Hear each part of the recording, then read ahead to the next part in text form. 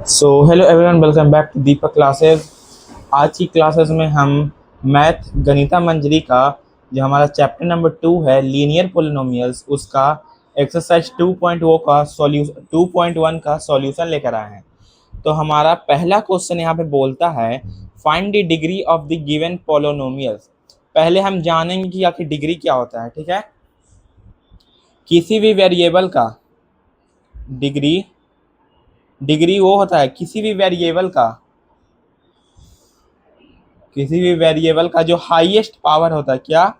जो highest power होता है उसको हम लोग क्या बोलते हैं? उसको हम लोग बोलते हैं डिग्री। ठीक है, जैसे कि पॉलिनोमियल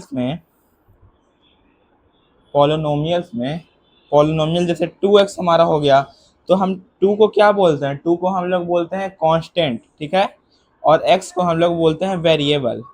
तो x के ऊपर जो हाईएस्ट पावर लगी रहती है, ठीक है, जैसे कि एग्जांपल 2, 3, उसी को हम लोग बोलते हैं डिग्री बोलते हैं। ठीक है, तो हमारा पहला है 2x² - 5x+3।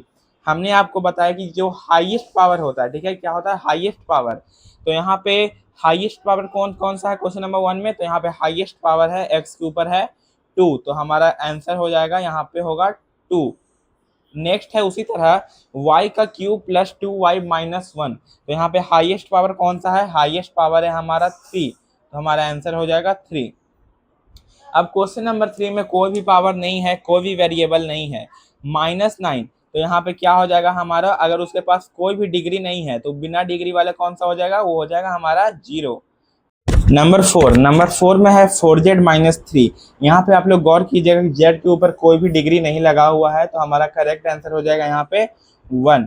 इसी के साथ हमारा क्वेश्चन नंबर 1 होता है खत्म। बढ़ते हैं क्वेश्चन नंबर 2 की ओर।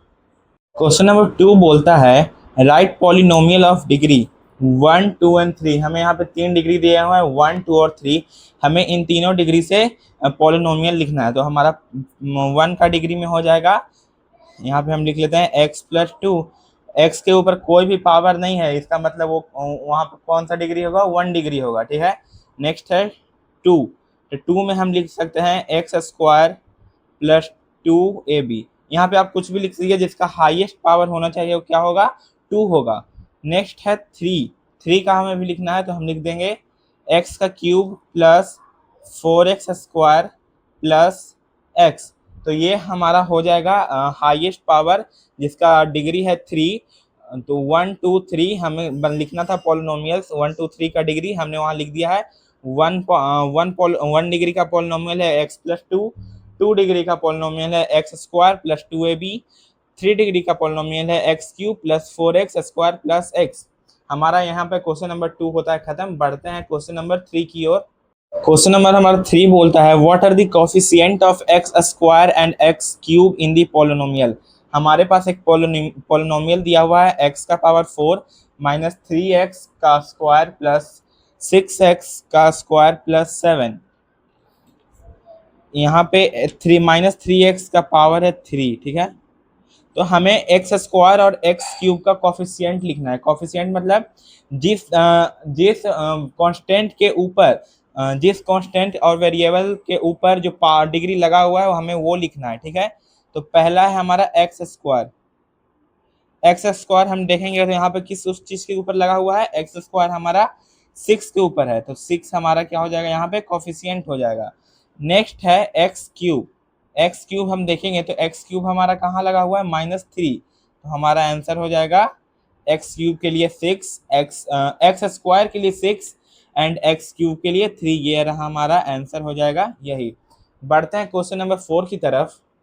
क्वेश्चन नंबर 4 है what is the coefficient of z in the polynomial 4z³ + 5z² - 11। हमारे पास एक पॉलिनोमियल दिया हुआ है जो है 4z³ + 5z² - 11। आपसे पूछ रहा है कि z का कोफिशिएंट क्या होगा? z का कोफिशिएंट क्या होगा? अगर आप पॉलिनोमियल में अच्छी तरह से देखेंगे तो यहाँ पे z कहीं भी नहीं है तो z³ है या तो z² है। अगर यहाँ पे कोई भी z नहीं है तो उसका कोफिशिएंट क्या हो जाएगा? z का कोफिशिएंट हो जाएगा 0, तो हमारा आंसर हो जाएगा यहाँ पे 0। हमने यहाँ पे 4 क्वेश्चन कर लिया है। बढ़ते हैं नेक्स्ट क्वेश्चन की ओर जो कि है 5वां क्वेश्चन, और इस एक्सरसाइज का लास्ट क्वेश्चन। नेक्स्ट है question number 5। What is the constant term of the polynomial 9x cube plus 5x square minus 8x minus 10।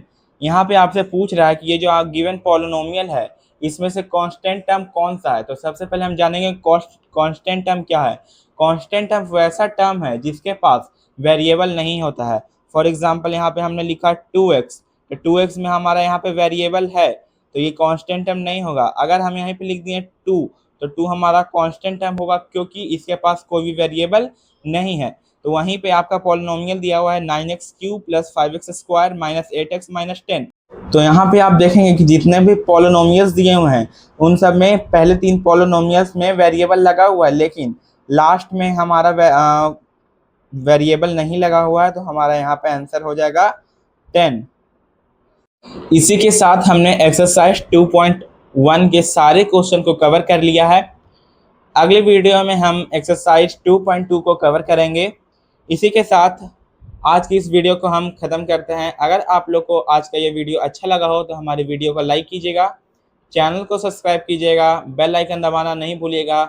मिलते हैं आपसे अगले वीडियो में, तब तक के लिए बाय बाय।